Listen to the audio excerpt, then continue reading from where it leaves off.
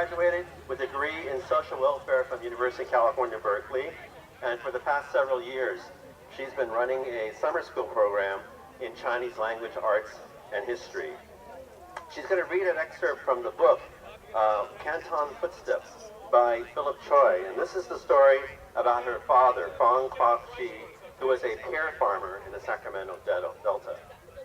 Lana Fong Chong, thank you. Good afternoon. Being a substitute teacher, I know how it is in the afternoon when everyone's kind of gone to sleep or like looking around for the quickest way to exit the island. For today, I'd like to pay tribute to my father, Kong Goxi, who immigrated from the Hoiping district from Guangzhou, China. My father's story is that of a paper son who says that he actually was born to a merchant or to one of the privileged classes that was allowed to immigrate safely during the years of exclusion.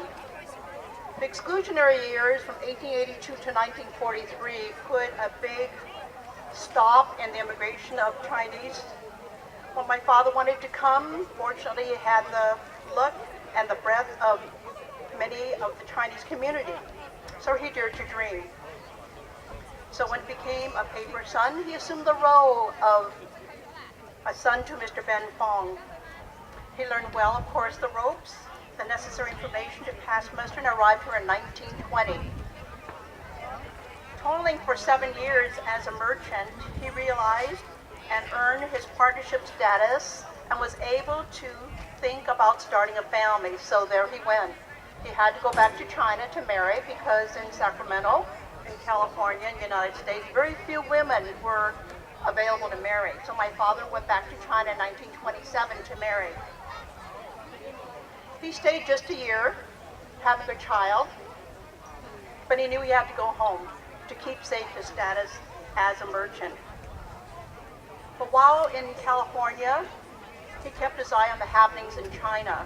And during the turbulent 30s, and then about 37, he heard of the imminence of Japan approaching China.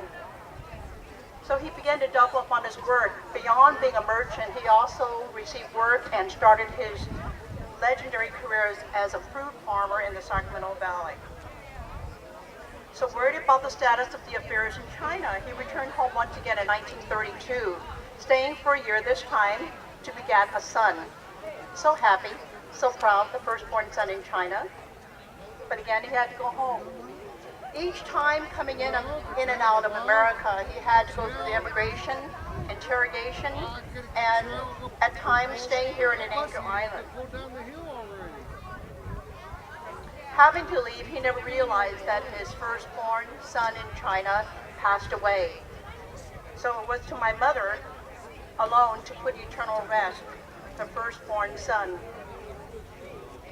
It would be 1936, close to 10 years after they married, that my father and mother were able to reunite as a family. But that was okay.